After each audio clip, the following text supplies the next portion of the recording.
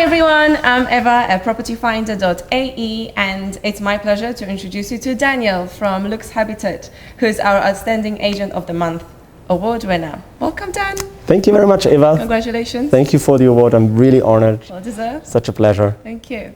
So, tell our audience, how long have you been in the industry for? I'm in the industry for around 4 years now, and I'm in Dubai since 5 years.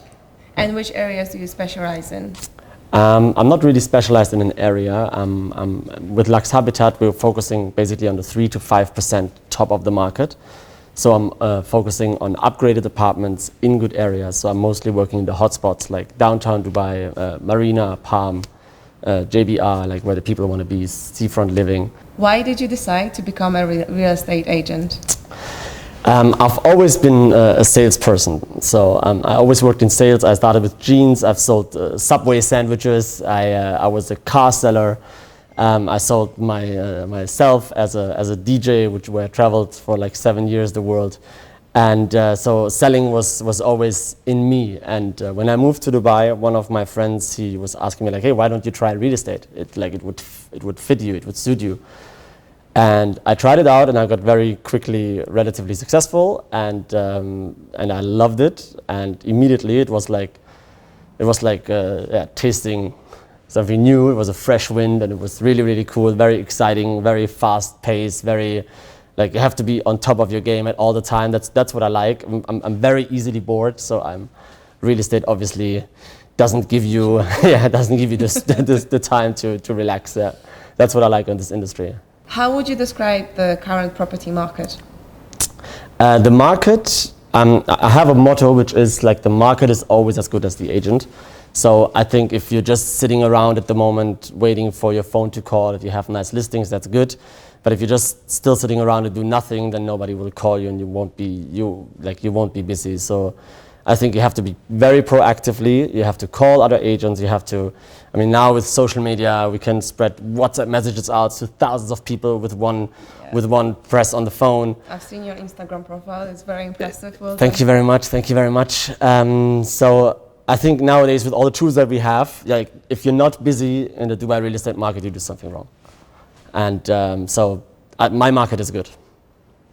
Tell me about your big achievement. Yes. This incredible penthouse that you've sold on the Palm Jumeirah. It's absolutely stunning. I could see myself living here for sure. Me too. Tell me about it. The big achievement was that I was able to close 3 big units within a couple of weeks, like in the month of June. But that was like the work of the past 4 or 5 months that came together in this short time frame. I was able to sell a 4-bedroom in 1 JBR, the development right at the beach at the JBR Walk, which is an outstanding development as well from Dubai Properties with like great amenities, private beach, private pool. It's really fantastic, super contemporary design. The second transaction was a loft in JBR, which was also fully upgraded, and the nice story behind that loft was that I was able to sell it within 1 week, really. At the first viewing to my first clients, they came in, they fell in love, and bought it almost at asking price. And the third and the biggest deal, obviously, was this beautiful penthouse here at the Aleph Residences on the Palm Jumeirah. And I think it's second to none. It's fantastic. The views, the style, the quality. So how do you strike the balance to get property seekers exactly what they want? That's a tricky question because every buyer is as individual as the property. So it's very important to get to know the client, to ask them the right questions, to know the family situation as well, how many kids they have, how many wives they have sometimes. And to get to know them, to understand their needs, the lifestyle that they're looking for, the budget that they have. So you have to be very sometimes strict, like asking really precise questions like how much you want to spend and how much money do you actually have. So what has been your favorite listing? What made it so special? Well, obviously this one is quite nice. So it's definitely my favorite listing all over Dubai. The quality that they have, that they deliver, the services of your hotel, the 500-meter private beach, the layouts, the views, like it's just amazing. It's really, really beautiful, super contemporary. Do you want to have a look around? Let's do it. Let's do it.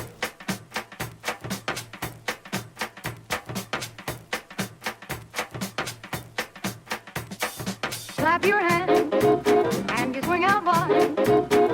Stomp your feet, you swing out wide. Do a bump and you swing out wide. Rock a little bit, beat it out, make it. Everybody's happy when you're doing a jive. Clap your hands and you swing out wide. Stomp your feet, you swing out wide. Do a bump and you swing out wide. Rock a little bit, beat it out, make it. Everybody's happy when you're doing the job.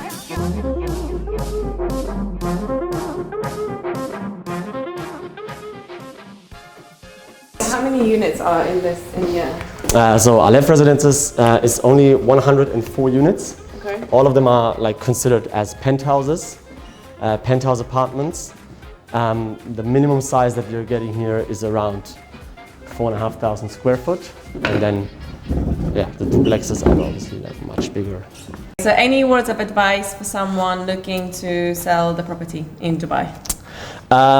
Yes, I mean obviously it depends on what you want to sell, but if you have an apartment, for example, you have a 2-bedroom, you have a 3-bedroom, you are in a certain tower or development, I think I always advise my clients just take 50,000, 100,000 dirhams, put it into upgrades, make a nice wooden flooring, change the tiles, change the bathroom, change a little bit of the kitchen. Like with a little bit amount of effort and money, you can make a very unique space out of it, and then you have an advantage against your neighbor. And that's obviously the challenge that sellers face nowadays, because there are so many comparables on the market. So if your neighbors sells for 100,000 dirhams less than you want to sell, you already have a problem. So that's why I always advise my clients, just take some money, put in upgrades, and also keep it very, very nice and clean. Sometimes I enter an apartment where I think like, I cannot sell this to my client because it doesn't look representable. So keep it neutral, keep it clean, keep it tidy. No personal belongings outside visible, at least during the viewing if you live in there. And that's what I always advise my clients. What's your best negotiating tip? I don't think there is really a tip. My best tool is always that I try to build very, very close relationships to both, and also that both parties, buyers and sellers, and even the agent, if there's another agent involved, that they are really getting an empathy and feeling and trust for each other, because that helps a lot. For example, if something unseen comes up during a deal, which is always the case, I never had a deal where something didn't come up that like extended the time of the deal, or something with the bank and delays and all of these things. I literally had deals falling over a chair. Because people were fighting over chair on the furniture list, which was included. That, like, if you have empathy, if you build the trust between the parties and an understanding between each other and for each other as well, then they let it slide if there is a delay, or if this one thing is not included in the furniture list that they wanted, you know. And so I think it's just to build a good feeling and environment in the deal. If you had 2 million dirham to invest in real estate, where would you put your money? If I had 2 million, I would definitely would buy 2 1-bedrooms in JVC. Okay. For investment. Okay. So I think the area is up and coming. It's very well located. According to Property Finder, it's the second most like the people looking to move in there for rent. So the search is number 2 after the marina for rental inquiries for JVC. So I would probably buy 2 1-bedrooms with Ellington. I think they deliver outstanding quality. The price is very fair. Like, you get a very good return, 7, 8, 9%. And I think this is where I would put my eggs in. Awesome. Definitely. Okay. If you didn't work in real estate, what career would you pursue? Well, at the moment, I cannot think of anything else than working in luxury real estate, because I always did what was my passion. It doesn't matter what money it brings me, so I always go with my passion. So if I would stop this, I first had to look for another passion, which I cannot tell right now, and I can't think of anything what I would do other than doing exactly this in exactly this city. I think this city has so much potential, and in 10 years from now, we will not regret the decision to be in this industry, in this part of the world, in this city especially. And yeah, I'm just love what I do right now. And I noticed that. I noticed from your Instagram profile Thanks. how passionate you are about what you do, and it really translates in your posts, Yeah. and they're very real, honest, and you can tell that this is something that you're really passionate about. It's not something to show off, basically. No, exactly. I think so- social media as well, they give you so many tools in the hand at the moment to represent yourself and build a brand for yourself. And I think it's getting more and more important for us as individual salesmen, because at the end of the day, it doesn't matter for what company we work, we are fighters out there and try to make our own business, to build our network, to grow our own little circle of clients and buyers and sellers, and to establish our business. So I think social media, it's just the start. And I'm obviously also just at the start. I hope you'll link my profile into the video description. We will. You can check it out Follow later. me. Follow me for more content, hopefully in the future, and for sure in the future. Yeah. What is the question that you're mostly asked by property seekers? Yeah, I mean, the standard question that everybody has is, how is the market? Or what's the market about? So I think this question is everybody asks it. So I'm thinking that so many people, they're still are sensitive since the crash in 2008. I haven't experienced it, so I don't know what it's like or how it was 10 years ago, but since I joined real estate 4 years ago, I always hear the market will crash this year, and for sure in 2016 it will crash. But it didn't, and it still went on, and Dubai grows, and it got much more, it evolved much more. It's much more mature now, and so the market is pretty simple. It's demand and supply. At the moment, we have an oversupply on off-plan units that are under construction or getting delivered soon. So obviously, the demand on secondary is low. So it's very simple to explain to the clients. But at the end of the day, on the other hand, you have great opportunities as an investor in the secondary market because you get very good deals.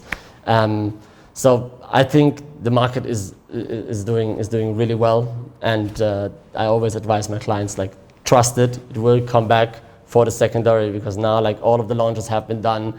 The hype of the off-plan, I think the wave is over a little bit. In the past 3-4 years, it was very big, and I think the secondary market will see some quite change in, especially 2020, when the Expo is around the corner.